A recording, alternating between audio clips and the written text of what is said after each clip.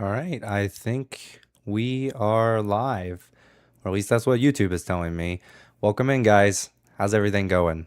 I'm just testing out my live stream right now to see if everything's working or not. My expectation is pretty low here. I'm just making sure that everything's actually working right.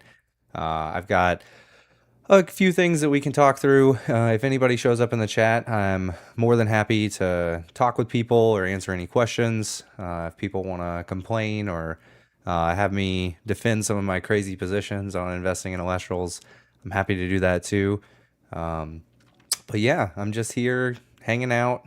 I plan on streaming opening Ethereal in a couple weeks here, so I just wanted to make sure that I could actually get this working.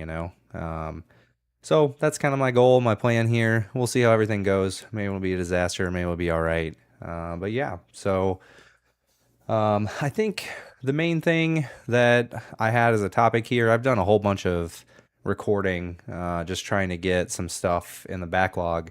I've mentioned a couple times I'm going on vacation sometime soon, and I think we're actually going to hit the 50 subscriber mark before that. So I want to make sure I have a good backlog of videos. But I've been doing a whole bunch of digging on Sunstrike, on Firestorm, some of the more recent sets. I've got some more content coming out soon that will be around Snowshade and how to approach that. I mean, it's funny. Everybody's kind of just already moved on to Snowshade at this point. Ethereal's not even out yet. It doesn't come out for another couple weeks. So it's really funny that all the focus is on Snowshade. It's extremely comical because this exact same thing happens in Pokemon, where set reveals start for the next set before the current set actually has come out, and everybody just gets so wrapped up in the new updates. Hey Norwal, how you doing, man? Good to see you. It's definitely very humorous how much people just overlook the current set and just get so focused on the next one. But I mean, I'm a victim of that too. I've been doing a whole bunch of research on on Snowshade, but yeah, I'm super stoked on Ethereal. I personally think it's going to be the set of the year. You know, I know Snowshade has a lot of stuff going for it. I've always been more of a fan of specialty sets more than anything else.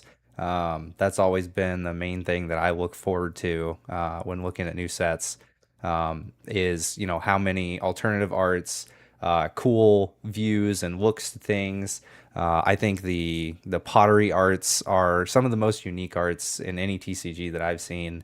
Obviously, the stained glass spirits are really cool as well. I really do think that they need another mid tier chase in there. But outside of that, like I think Shattered Stars has always been my favorite to open. It's where I get most of the value coming out of the things that I open to. But yeah, I wanted to make sure. I know I got on a huge tangent there. I wanted to get some experience in live streaming, make sure I understand how it worked before I did my bigger live stream after coming back from vacation to open up my 200 packs of Ethereal. I think that'll be entertaining. I love opening Shattered Stars. I just got to figure out how to do it on my desk because I know there's going to be a lot of bulk and stuff. So I'll figure that out. It's not a big deal. But, anyways, the topic that I had just to run through was just going through my personal FOMO for Sunstrike. I think other people, I have noticed that more people are talking about Sunstrike, and that you'll see in a couple videos from now. I go through some of the registry rates, and I was talking to A Drive about it on his stream today, where he was opening up Daybreak. Sunstrike is one of the fastest registered stellar sets that we've had, which implies that it's the most open, one of the most open sets that we've had. And you can notice that in the market right now. I was doing some digging just on prices for cards. That video will be coming out sometime soon too. And the prices are holding up significantly better than almost any other set. Now, there's a lot of good points as to like why that's happening. Somebody was asking on the marketplace. I don't remember if it was last night or the other night. Just like why is Sunstrike prices? Why are they so good? And I think it's a mixture of a lot of things, right? Definitely the lack of Shattered Stars the last few months is definitely pushing it because there just hasn't been any product, right? Like you go around. And for months, the last thing that we had access to was Livestream and Ethereal Zaptor. There just wasn't a lot of packs to open. So Sunstrike comes out, it makes this huge surge. But I think one of the big points that a lot of people are missing, something that I've talked about before, is just the community has significantly increased in the last 3 or 4 months. That's definitely something that I've noticed. My sales have probably double or tripled from May through now. I went from getting maybe I'd say like 30-ish orders a month, averaging somewhere around like $30 through TCG Player, to now I'm getting probably over 100 orders per month, and the average price has actually gone up on the orders by a little bit. I should make a video about that, to be honest. I just haven't gotten around to it. There's just so many videos I've wanted to make, so I haven't gotten into that much yet. But I think the Elestrals community has. I mean, I'm not going to say that the Elestrals community itself has doubled, but definitely the community in TCG Player and eBay especially has grown significantly. And maybe that eventually shifts into the Elestrals Marketplace Discord server. Maybe that just is just a sign that the market as a whole is significantly increasing. I know they've been doing a lot more publicity efforts. There's a heck of a lot more ads. I don't know about you guys, but I see ads for Elestral stuff pretty much everywhere now. Maybe that's just because I Google it all the time doing research for videos, but there's definitely a ton of that. They've been going to shows. I definitely think there is more interest in Elestrals recently than there has been since Kickstarter, really.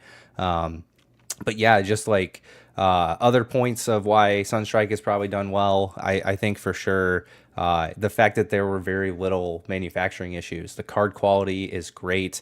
Obviously, the issue with the duplicated Stellars sucks. I wish that wasn't there. I think that's really the biggest thing holding it back, but the playability has been huge for it. There's 10 hollows that are still selling around $5 or more. Like that's huge. That hasn't happened since Kickstarter, right? With Kickstarter, you could sell pretty much any hollow except for Circle the Sky because nobody likes it because it's a terrible card. But every other card you could sell for like, $7 to $12 pretty consistently. But we haven't seen that since then. And Sunstrike is as close as we've gotten to duplicating that kind of feel. So when you open a pack, you feel like you're actually getting something good out of it. You feel like you can enjoy the cards that you're pulling, and even if you get a card that you're not looking for, you're not disappointed about it half the time. And that's something where it's like, even in Shattered Stars for a while, there's probably like 2 or 3 rares that people are okay with.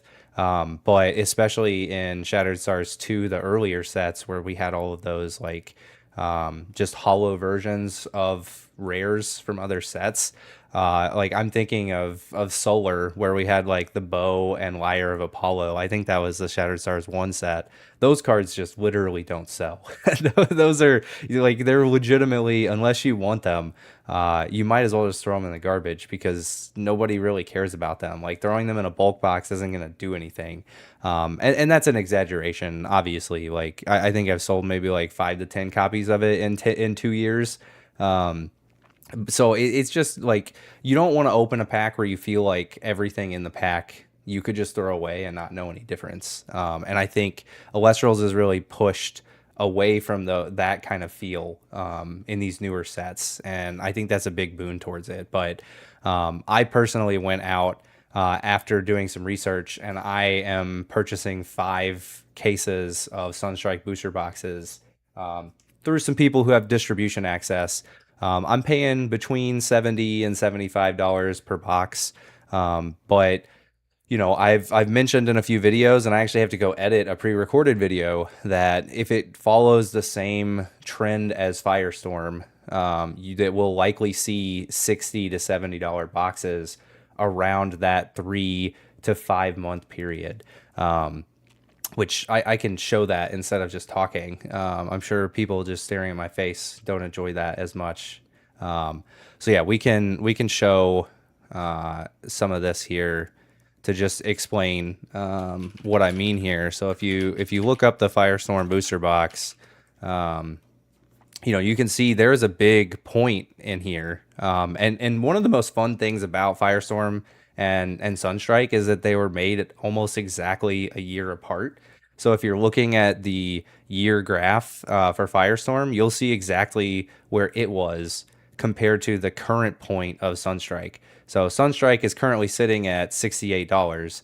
Firestorm at this exact same time in its life cycle was sitting at $69 on TCG Player. Now, the sell through of these doesn't properly reflect market price. I can't be any more clear that generally speaking, when you're looking at an indie TCG, the prices that you see on TCG Player are normally inflated, or it's just it can be manipulated easily, or just somebody not being able to sell something at a certain time. Like right now, if I were to take some of my cards off of the market, that would significantly impact the prices on TCG Player. I'm going to shut my store down when I go on a vacation, and all of the spirits from Shattered Stars 1 and 2, they'll go from having cards that were listed at $2 to now some of them will have no listings, or the lowest listing will be $4. Like just one seller changing something on the market can significantly affect things.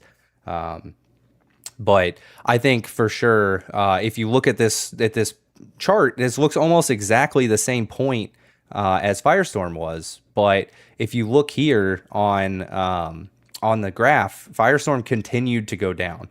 It went all the way down as low as $58. I can tell you for a fact that there were people on eBay selling for 55. I think there were a couple sales around 50. And then it rebounded, and then there was another push down. So this was the original push where a lot of the big distributors pushed out product to stores who didn't really care about Elestrals, and they started listing prices that were just trying to fire sell it to get it out of their inventory. And that's why this huge drop down happened.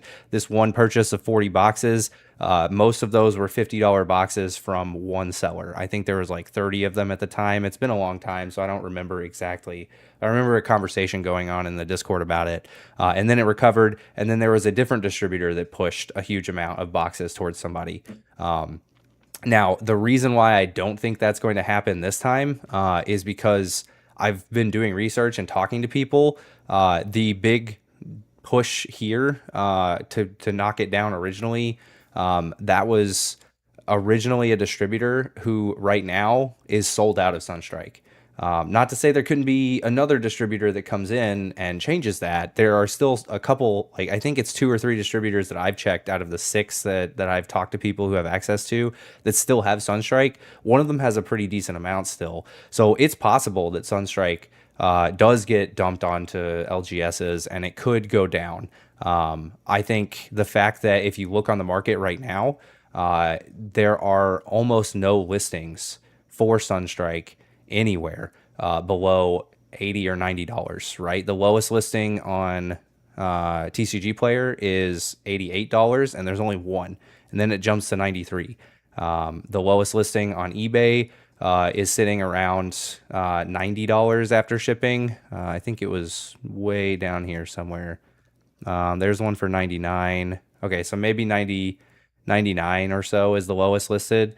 There's just not a lot. Like you can even look at the sales, and there was an auction on a Sunstrike box. And if there's one thing I can tell people is never auction indie TCG stuff unless you're desperate to make money, because you will get the least amount of possible money if you auction things. The fact that the Sunstrike box sold for $96 is crazy. Like that doesn't happen. Normally, if you auction a box of Elestrals cards, you're going to get completely hosed on it.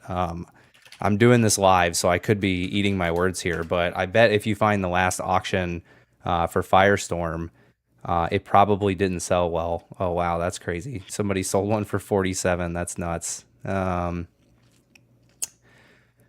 not even a bid on here. I guess I can look. See, now I'm just ruining everybody's time. There's not any on here.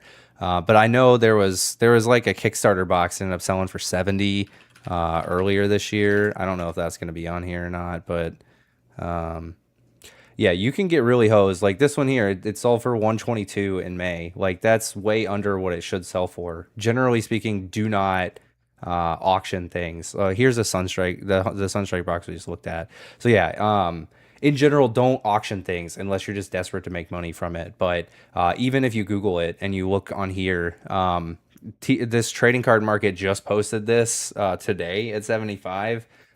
They had a listing at 70, and I bought a whole bunch of that like 3 or 4 weeks ago, and now they've reposted it at a higher price. There's only a handful of those. The Game Nerds listing at $80 is gone. There's a few in here around like $80 or $90. There's just not a lot of Sunstrike left. Now, there is still some distribution, and I could be eating my words. And in 2 or 3 weeks, somebody could dump this on the market. In a month, this could be dumped on the market. Personally, I did not want to miss out on below my wholesale access prices. So I went ahead and bought five. I'm buying 5 cases right now that will hopefully turn out in the long run. But yeah, so yeah, I see there's some comments in the chat, so I'll switch over there real quick so we can talk about that. Um, first comment here, $40 sealed. Yeah, for sure. Especially if you look at Livestream, Firestorm had quite a few eBay sales at $40. Basically, if you just watch eBay, if you just put a watch on Elestrals, you'll see some crazy auctions, right? I bought a lot of serialized stellars for 70 or 50.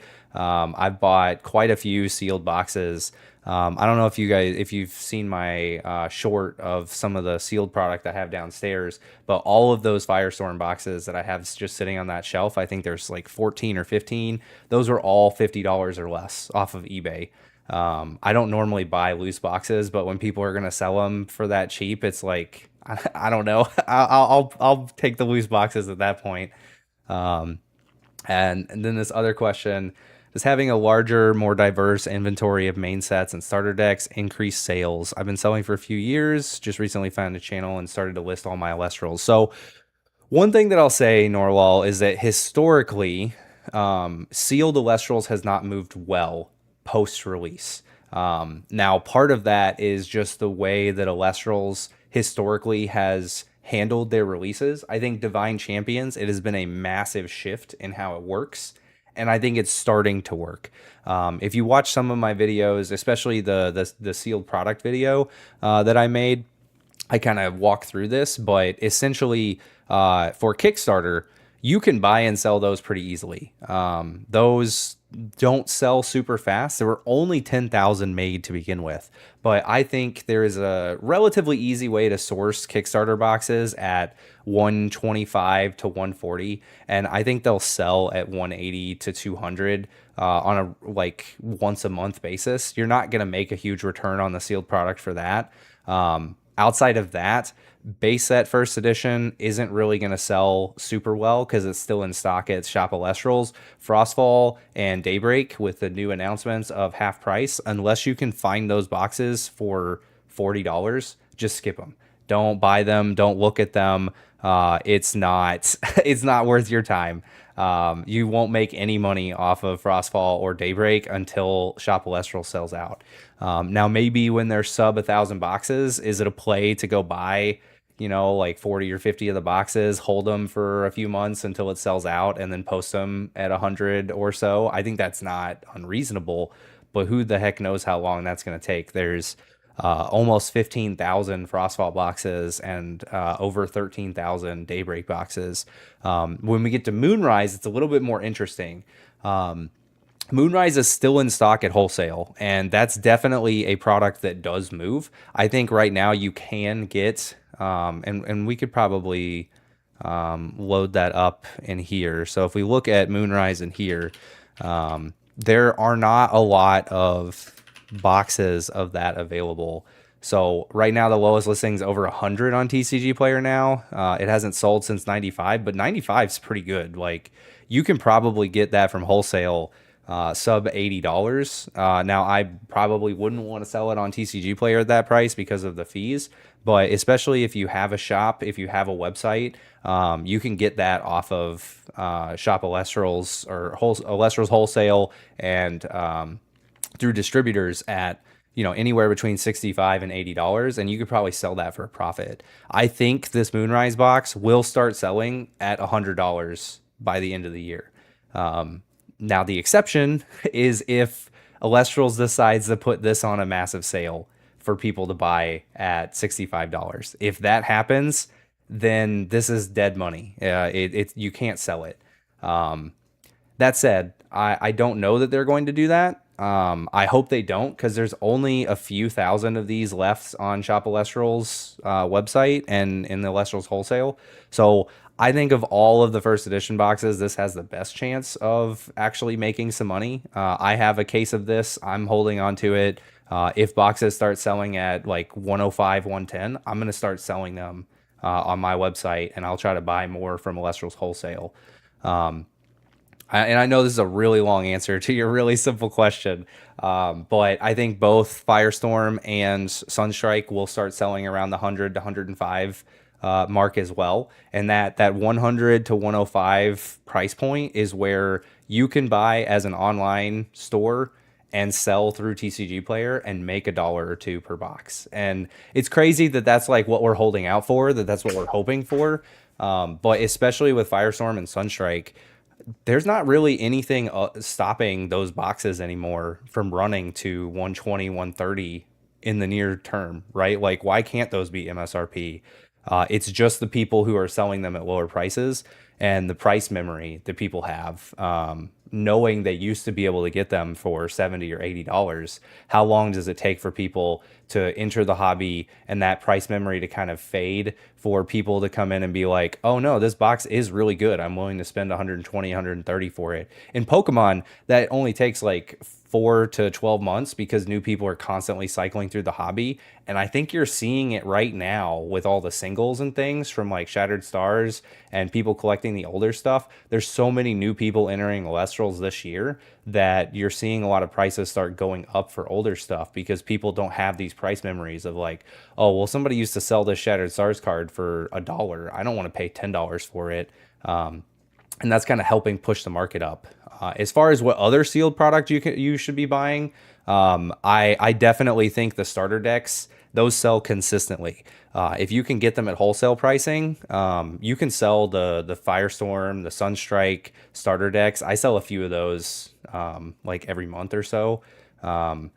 If you, I haven't read all the rest of the chat, so I don't know if maybe you own an LGS or if you're just online. That would be good context to be able to add to that. But I would definitely say starter decks are great. If you have an LGS, the blister packs are really good. People love buying those, but online selling, it's really hard because the price of shipping is a pain. And if they're only $10 and shipping them costs $5, people aren't going to like that very much. But if you're selling them in person, it's a lot easier.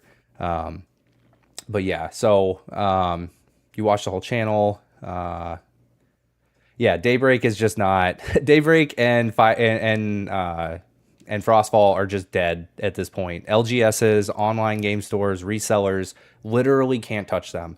You should only ever buy those if you're planning on buying them, but the prices of all of the cards are so bad that there's no reason to open them as a reseller. And I think that's going to hurt the game long term because a lot of people are going to end up throwing away a lot of Frostfall and Daybreak cards because they know, hey, this isn't worth anything. I'm just looking for the Cryoscorch, or I'm just looking for the Stellars. And it'll probably hurt those sets for a while. But yeah, if you're selling singles, I definitely think I'm making another video. There's a lot of videos coming up, so I'm trying to differentiate between what's already made and what you guys have seen and what you haven't. Starter decks are by far the best value for price per pack. I literally just loaded what's the best price per pack. So if you're looking at new sets, when you buy Snowshade, if you are willing to sell the singles from the starter decks themselves, you want to buy starter decks because they make the prices of the cards of the individual packs significantly cheaper, and that means you're able to sell the singles for more. Now, obviously, if you don't want to sell all those singles, it makes it a little bit harder, but yeah, in general, starter decks are the best things to open. If you can find booster boxes really cheap, especially for older sets, it can be worth it.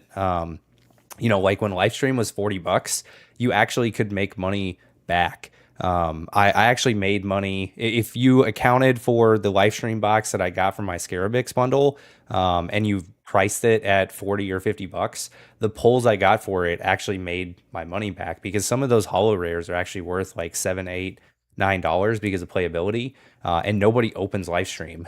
So you can actually make money on Livestream if you can get the boxes cheap enough. But a lot of places, the boxes have moved up to like that $60, $70 range. And then you're just looking for variants and hoping you make the money back. You probably wouldn't if you opened a whole bunch of them. Um, if I've seen the Elestrals team do sales like that before, how can anyone comfortably hold boxes as an investment? So, Ryland, I think the biggest reason they're doing these sales is because the product isn't moving. It's sitting in their warehouses and it's costing them money constantly to hold them there. So you can't really blame them for wanting to fire sell them. Even for Shattered Stars 1 and 2, they put BOGO sales on. Um, and if you're talking about Frostfall particularly or Daybreak, like I have a case or two cases of Daybreak, I'm not going to sell them because I would just lose money doing that. Now you could argue like, oh, but I can get some money back and put it into something else. I don't know. If you look at Magic the Gathering, they had a really bad era from like early 2020s through 2023 where they just massively overprinted all of their sets, and they went out and posted on Amazon all these boxes for below MSRP, and it screwed all of the stores that had it.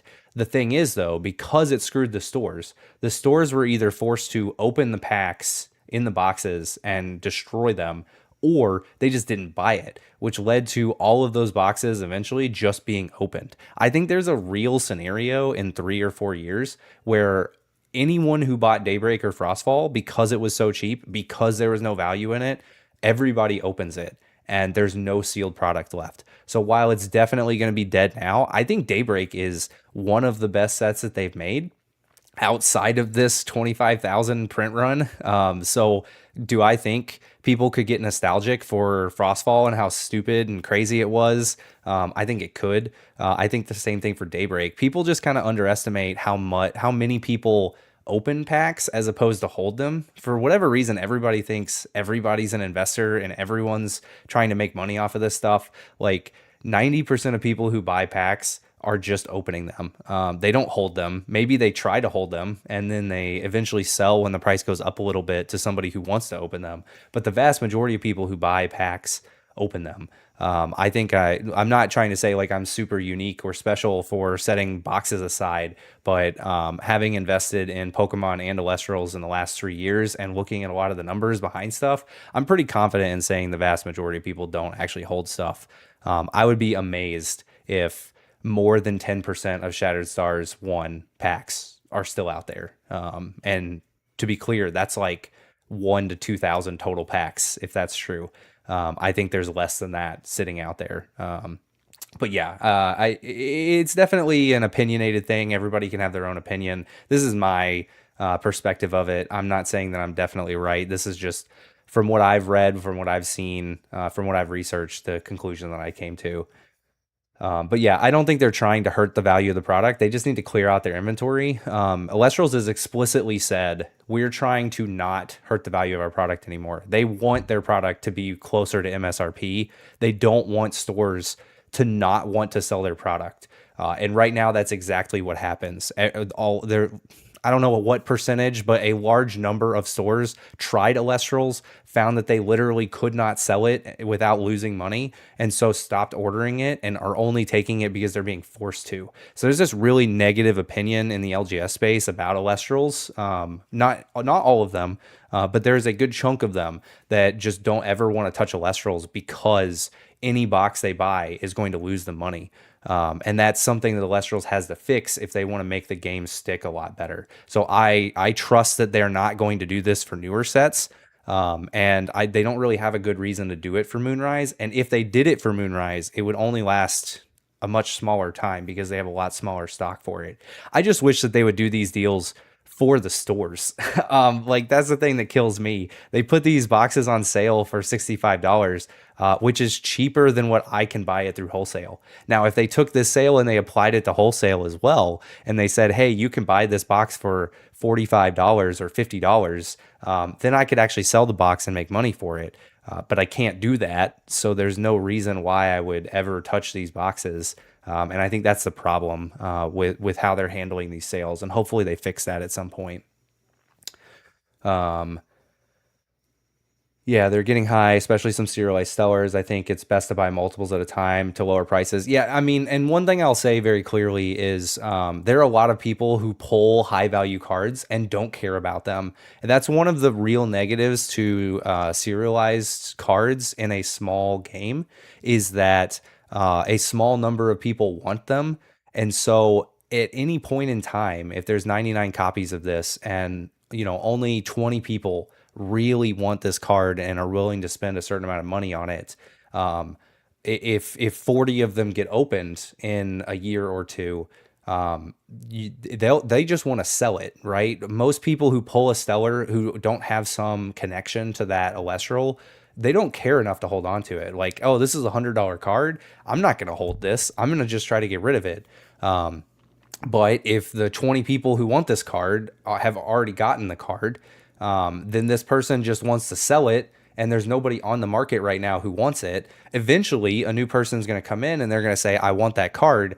But this person wants their money now. They don't want to wait for a new person to come in with the funds to be able to buy this card. So they just keep lowering the price over and over again. And that's where you get these $300 cards when they come out will just progressively go further and further down to, 180, 150, 100. And it's definitely true that not every serialized stellar should be worth the same amount, right? It makes sense that some of the X of 99s are worth 450, some of them are worth 350, some of them are worth 300. But for any of these to be worth $75 is just silly to me.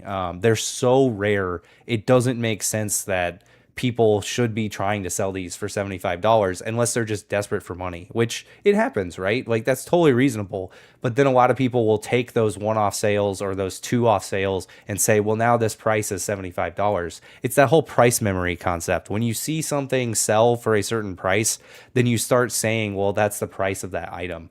But eventually, someone will come in and say, I want this card, and there won't be any on the market, and they'll start raising their price to account for that. It's just a question of, when do those people come in? Does that happen?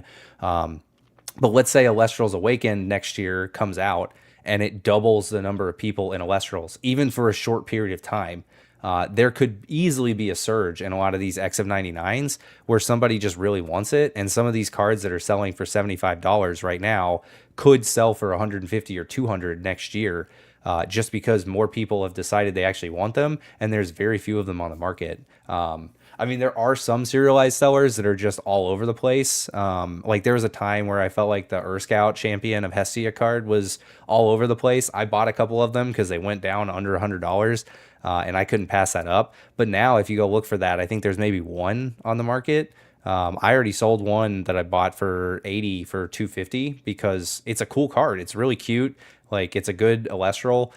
Just people weren't looking for it at the time, and a bunch of people had been opening them. So anyways, so Norwal says he's online, breaking down decks, getting most of his singles for Magic. Yeah, I mean, Elestrals is the singles style right now. There could be a day where sealed becomes more valuable, and I expect soon it'll be a day where sealed can be profitable. But really, if you're buying Elestrals product, the best way to make consistent money is to break it down, get the playable cards out, sell those off. You can always hold on to the other bulk, but to be honest, there's bulk that I've been sitting on for a year and a half plus, and I just don't sell it, which is fine. When I run out of space, I'll probably start cutting down. But hey, Alien, what's up, man? I appreciate all the comments you've been making on the videos recently. Found a ton of starter decks for 15 to 17. Oh yeah. If you're getting starter decks at 15 to 17, now first edition starter decks aren't as good. If those are the double starter decks, or specifically the Cryo Scorch starter decks, 15 to 17 is a great deal. And you'll definitely make some amount of money opening and selling those. Livestream doesn't really work well either, but those also aren't the double starter decks. If you can get Firestorm or Sunstrike at 15 to 17, 100%. That's good value. If you watched my video about making money off of Sunstrike, that's what I did. I got all of my starter decks for 17 ish, and made 50% on what I had opened. Bought 20 live stream at 40. Only pull one serialized. Oh man, Emmett, I I feel for you, dude. I mean, even still, the hits in those probably would have sold for more than $40, depending on how you sold them or when you put them in the market. Like right now, I think you'd make money selling the like 4 or 5 playable cards, if you pulled pretty well. But yeah, that sucks. I've told this story a couple times, but when I opened Kickstarter boxes, it took me 24 boxes before I found my first serialized stellar, and then I went another 12 without any. I think now, though, I have pulled a serialized stellar from every mainline set, except Livestream. That's the only one that I haven't pulled, just because I literally didn't open it until that video that I made. I guess I opened a couple starter decks before that, but I guess I'll have to go buy some Livestream at some point so I can complete my serialized streak, Yeah, only up from here. I mean, that's not guaranteed. There are some people in the channels who would definitely get mad at me if I said that I'm confident that it's going to go up, without saying that it could go down. There's definitely things that could happen. There could be some kind of a market downturn. There could be a massive problem that happens in Snowshade. I think Elestrals has really learned from a lot of their mistakes, and they're just doing a whole lot better than they have been in the past. I'm really excited about how positive the communication and the new changes, like even putting new frames around the stellars, I think is really cool. There's a lot of cool stuff that they're coming out with, and I'm very bullish on Elestrals in the next 2 years for sure. So it's about having capital to park into sellers, even at 75 to 100, it adds up. Yeah, I mean, I currently have somewhere around like 40 or $50,000 in Elestrals if you look at market price. I have somewhere around like 60-ish sellers. I just try to buy them when they're low. Sometimes people will reach out to me and give me offers because I buy so many of them. And I'll tell them, like, this is the price I'll give you. You can take it or leave it. It's not a good price. You shouldn't take it, but a lot of people take it anyways. But yeah, I think for sure it does take a lot of capital. I have to turn it off sometimes because I don't want to put too much money. I only well, so actually, I've mentioned this before. I've only put 10,000 of my own dollars into Elestrals originally, and every other purchase I've made has been from selling Elestrals. So the 40 to $50,000 that I have, I'm just bad at keeping inventory. People get mad when I'm inconsistent with how much money I say I have. I'm not going to inventory every single card that I have. I'm sorry. Like it's a rough guess, but somewhere around that amount.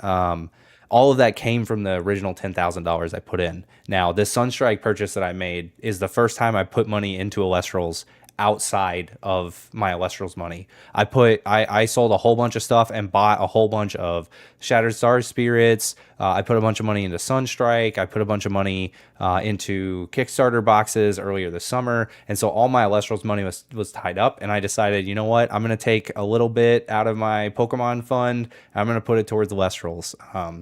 It's not necessarily that I think it's going to do better than Pokemon. It definitely could. But it's more of I want to help support Elestrals and put more into the market to help boost that because, like I've said before, I care about the game. It brought me back into TCGs to begin with, so and I'm bullish on it. I do think this will have good returns. I think in the next year, this Sunstrike purchase will give me 50% returns, which don't be greedy. I think that's a really good return if that's true, right? But yeah. Because sellers are so individually priced, you really have to be knowledgeable about the game and the market to feel confident making moves on them. Yeah, I mean, I probably spend an unhealthy amount of time researching stuff. I made a video showing people how I do some of my research that's coming out in a couple of weeks, so you guys can see like the kinds of things I just randomly look up. I watch tons of videos. I'm in Marketplace Discord and the regular Discord. I'm watching all the updates that come out. Um, it's really just entertaining to me. I enjoy doing it. So it doesn't really feel like work. I have a normal full-time job, right? I do this investment and trading card stuff just as a fun hobby thing, that happens to also help me get closer to retirement. But yeah, it definitely takes a lot of time, Reaper, if you want to be super knowledgeable and know the prices of things. Um, Hey, Norval, appreciate you here. Thanks for all the questions and stuff. Um, Emmett says batching is interesting in the sets from what I've seen. Some people pull multiple stellars and Sunstrike and a small amount of product. So this is something that is not confirmed by Elestrals. This is me, and maybe a few other people having a theory. It's extremely common in other TCGs as well. And while factories have admitted batching, most TCGs won't, because it does nothing but hurts your brand. But I do have an engineering background. I know how randomization works. I know how machines handle this stuff. They have to program it to say this is how you randomize things. And the problem with that is that in large scale, that leads to patterns, whether intentional or not. And they could put a lot of money in building a better randomization system. But when it comes to physical hardware, having to move things around, I don't know how Elestrals packs their stellars. I'm assuming it's not hand packed. I'm assuming that it's done by the machines themselves, and I'm assuming it's done based on inserting following a specific pattern. And then once the packs are set, then they put the packs into specific boxes based on a pattern as well. Considering this is done in China, I would assume they're not using the most groundbreaking, like best randomization systems ever. And that's not a knock on anybody, right? There's a lot of systems that do this kind of stuff. But ultimately, you expect in some regard that there will be some amount of batching. And there's just some, like there is a such thing as variance, right?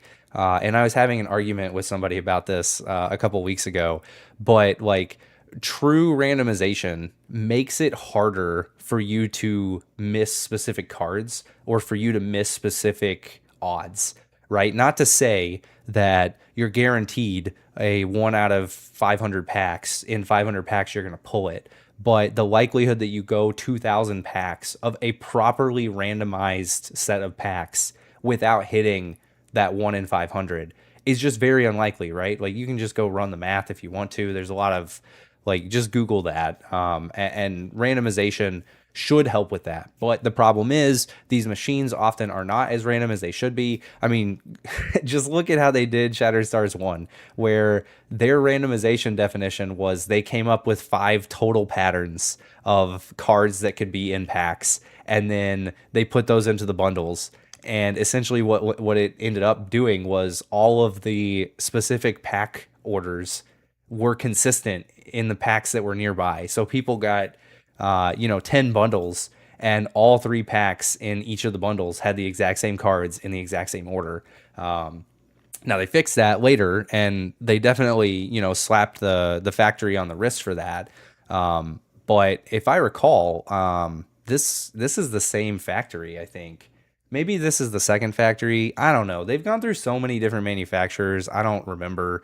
I could be making stuff up, but at the end of the day, like, there's no incentive for the factories to make true randomization, which costs more money. They just have incentive to make it look like it. And in a big scale, you can always, shrug off one example, 2 examples, and say, it is truly randomized. You just got crazy variance. But, Lucas, cool guy. If you haven't seen his streams or gone to his pack openings, you should go check him out. He's in the Elestrals marketplace, but he pulled 3 X of 25 stellars in one box. Like, that's technically feasible is how I'll phrase it. But the likelihood that that actually happens without some kind of batching is just so insanely unlikely. The fact that I pulled zero Chilliwaddle hollow rares until my 620 something pack, that the likelihood there is insane. The fact that other people report having opened 200 packs without a single Ouroboros, the fact that I had 3x out of 99s in one case, like, it's not that there's a pattern and you can definitely see what it is and somebody can cheat it because of that. It just means, and if you watch the Antitan videos from A Drive, he had two stretches of like 200 plus packs where he pulled no serialized stellars and no X of 99s. I had one pack of or one set of 33 bundles from Gemini that had three X out of 99 Heliolists. Again, it's not that, variant says it can't happen. It's just extremely unlikely. And I had Ethereal Zaptor packs where I had over 400 packs with no X of 99s. Again, it's not that it can't happen. It's just, it will happen at some point. There's very little that the factory can do about it unless they're building a truly random system, and that would just cost so much money. They're not going to do it. And I understand people who don't believe it, who don't think that that's the case. I just strongly disagree.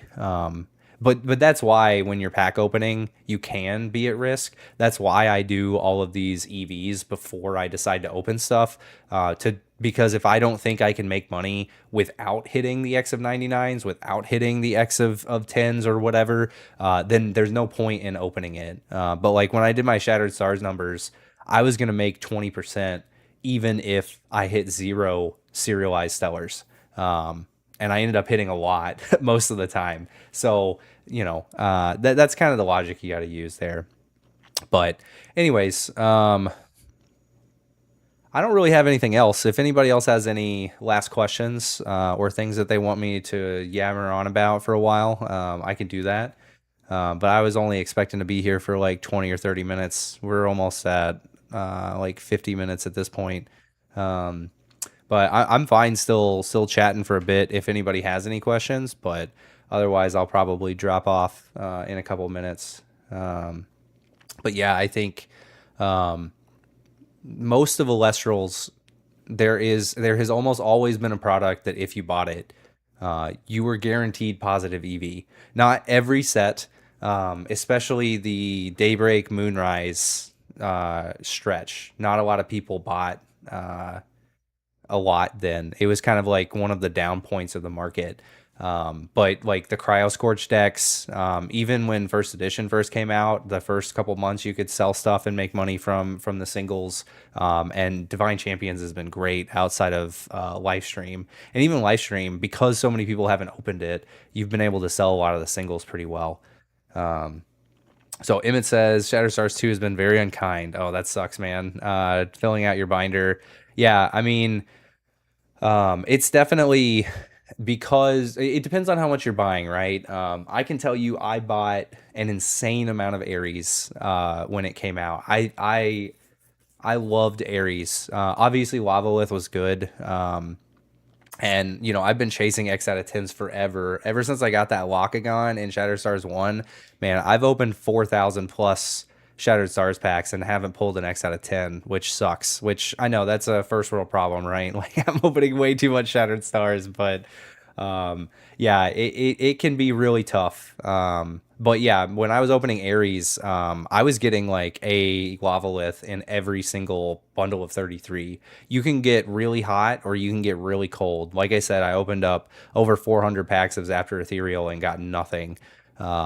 So it really is, it's that variance. You got to decide like when you want to open stuff. And in general, I would say if you're hunting a specific serialized stellar, you're almost always better off buying it rather than ripping the packs if you're not looking to sell the singles, right? If you're looking to sell the singles, then you're going to definitely spend less money opening the packs trying to find the card than you are trying to buy it off of somebody in the marketplace or whatever. But most X out of 99s, if you give it the right window, Generally speaking, like 3 to 9 months after the set comes out, you'll find somebody trying to desperately get rid of it who will sell it like half price of what it should be, if you're willing to wait. A lot of people aren't willing to wait, and that's why they sell at the prices they do.